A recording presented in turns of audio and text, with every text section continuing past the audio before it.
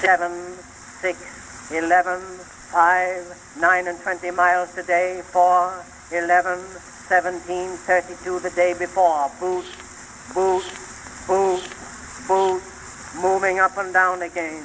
There's no discharge in the war. Don't look at what's in front of you. Boot, boot, boot, boot, moving up and down again. Men go mad with watching them. There's no discharge in the war. If your eyes drop, they will get the top of you. Boot, boot, boot, boot, moving up and down again. There's no discharge in the war. Try to think of something different. Oh, my God, keep me from going lunatic. Boom, boom, boom, boom, moving up and down again. There's no discharge in the war.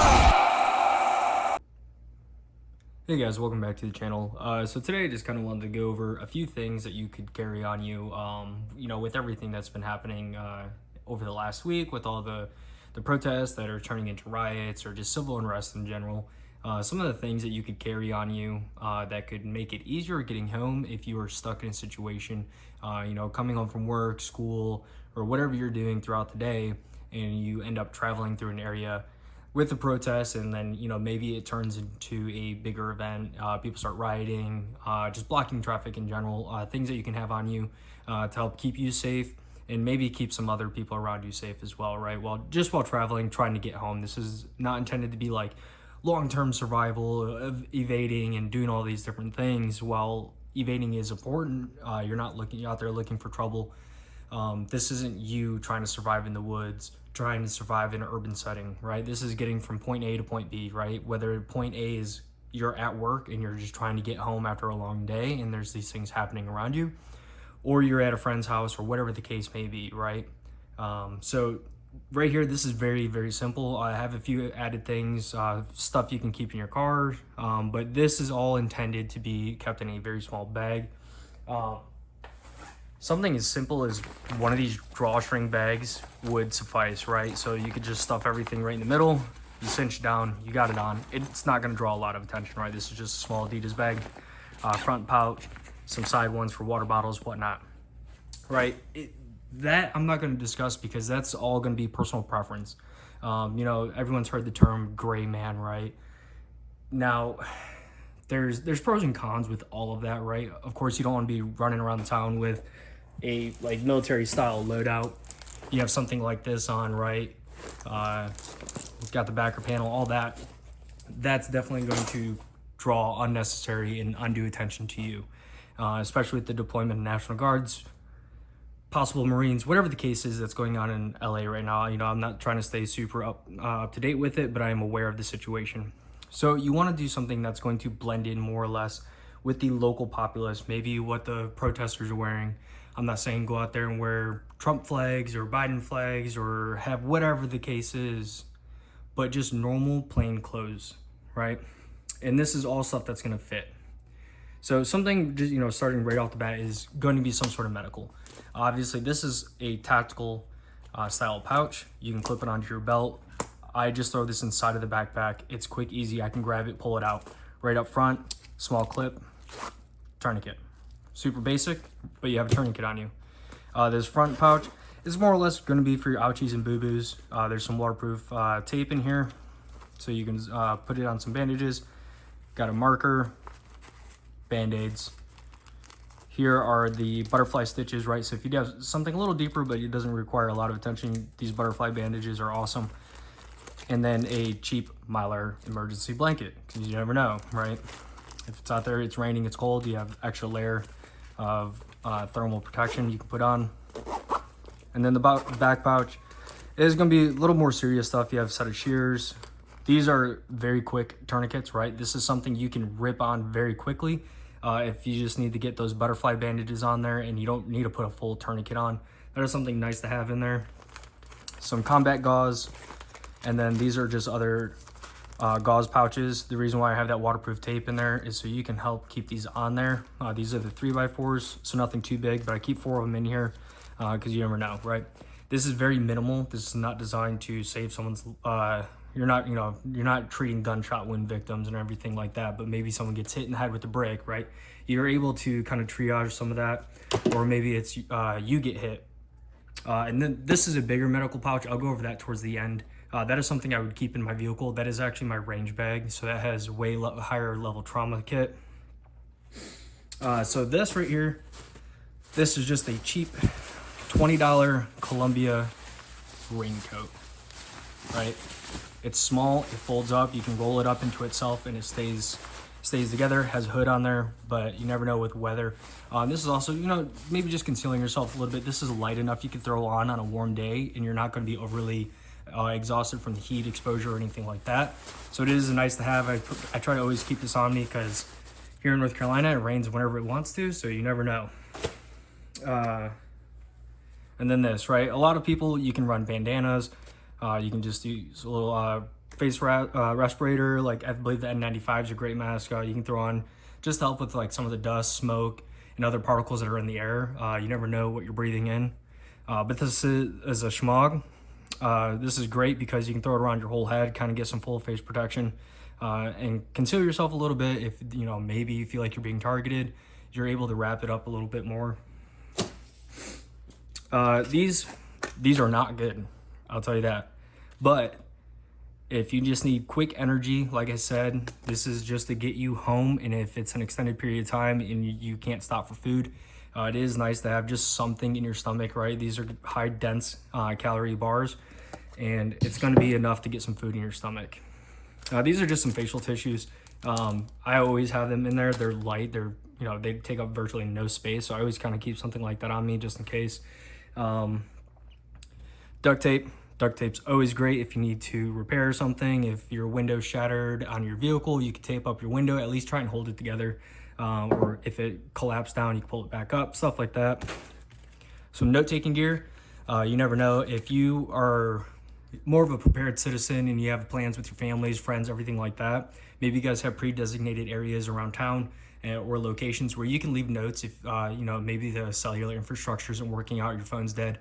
You guys can leave each other notes. That way you can still have some sort of communication and people know where to check as long as you have that communication plan set up. Chem light, cheap, easy. Everyone knows how to use them. Just crack them, they glow, right? Shake them up a little bit.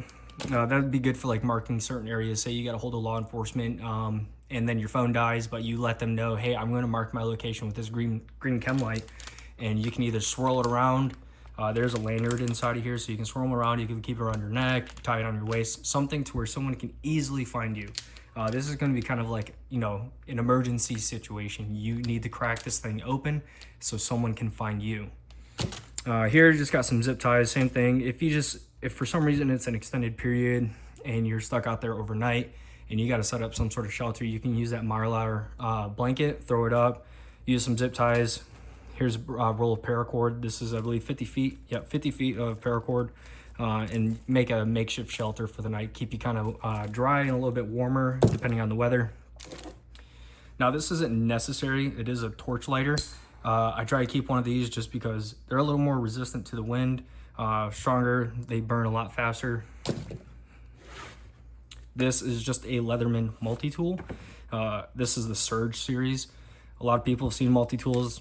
This isn't anything new that I'm showing you, but these are a great tool to have. If you need to break into things, you got to open some canned food or anything like that. It's always a nice thing to have, and just working on small things in general. If you have something that breaks and you can try and repair it yourself, that's always best option.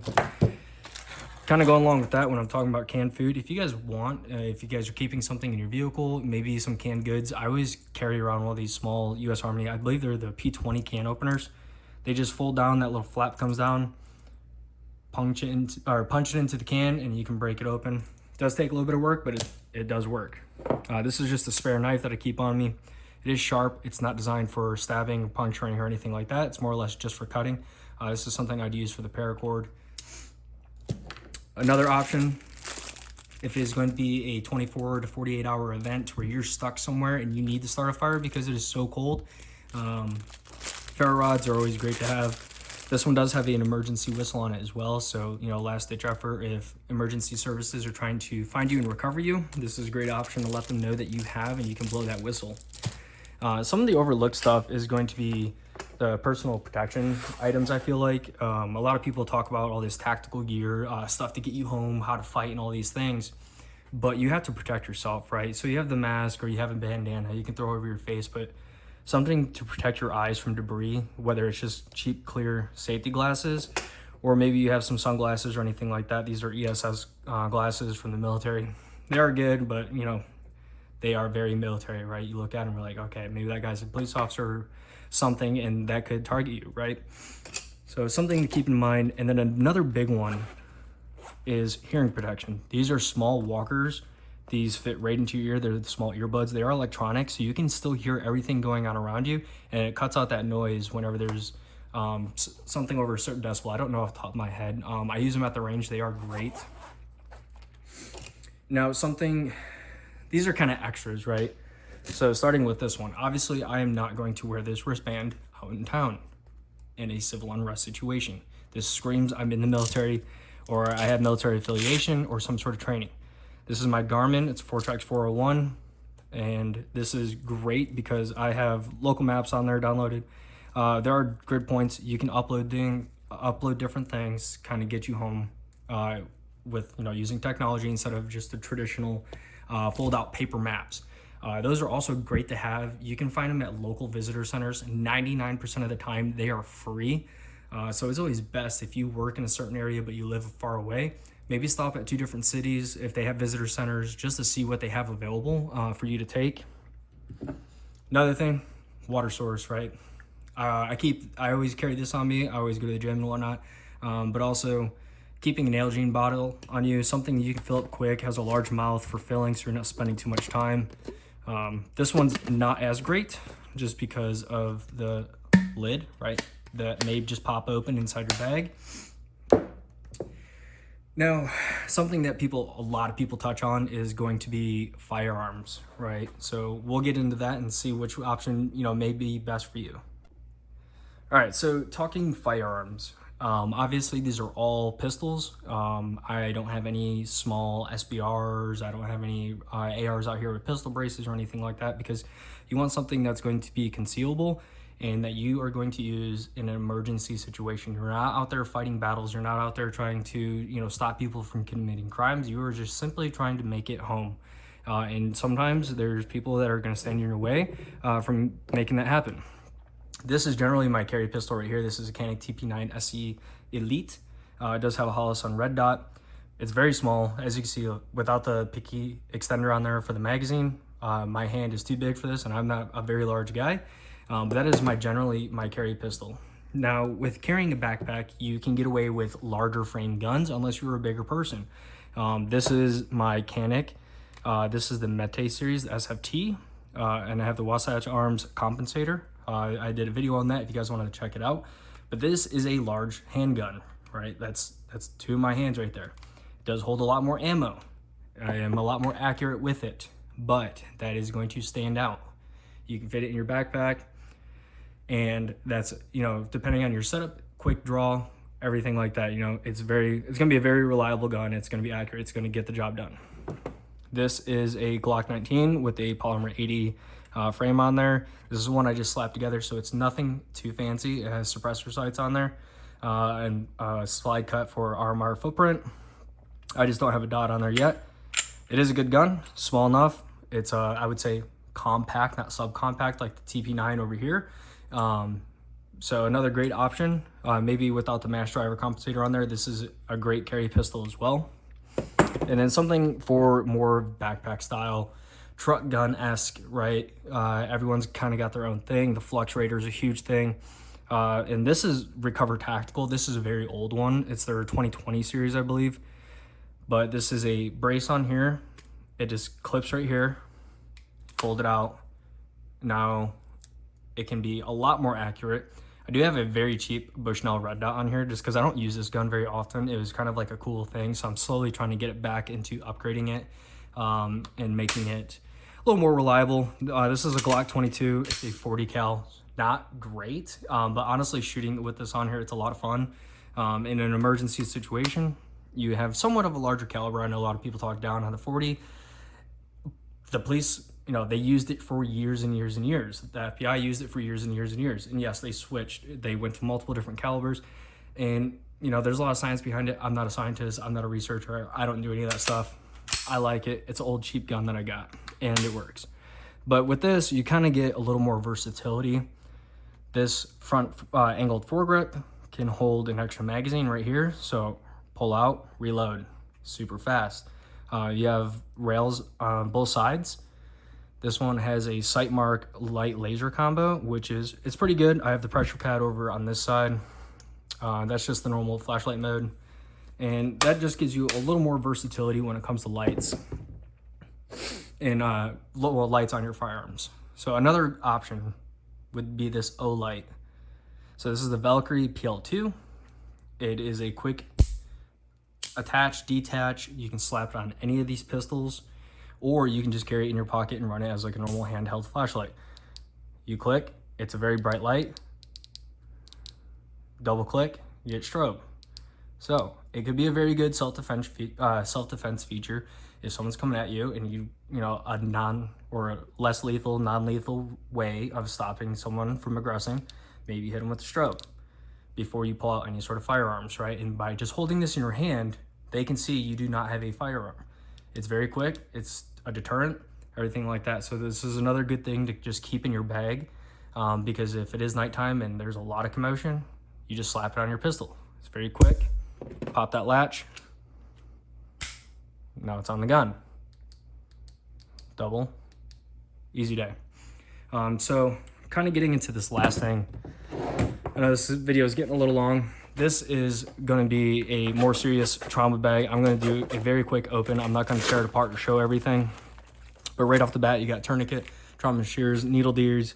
This is for your nasal cavities, for breathing, iodine, and a bunch of different kits in here, right? This is a range kit. This is not something you necessarily want to carry on your person when you're trying to get home, but is it a great to have in your vehicle? Absolutely. So if you guys have any questions or suggestions, you know, I'd love to hear what you guys have to say, things you would add or take away from what I got here. You know, leave it down in the comments. I'd like to hear from everyone and just kind of see what people are running. I know currently there's some very unknown times, and you know, everyone be safe out there with June 14th and all the No Kings protests, everything like that. No one knows how those are going to turn out. Everyone wants to be hopeful and, you know, say these are going to be very peaceful events, but you never know how people act. They get into a certain situation, people start amping each other up, they're feeding off each other's energy, and next thing you know, someone's throwing a rock. And then chaos goes, right? Everyone's seen it. If you're currently watching it on the news, if you're following in any way, shape, or form, watch multiple different news sources. Don't stick to one. Make yourself more educated, and that is going to make you more prepared. That is going to be able to keep yourself safe and the people you love and people that are close to you safer. So you guys have a good weekend. Like I said, drop the comments down below and don't forget to subscribe. Thanks.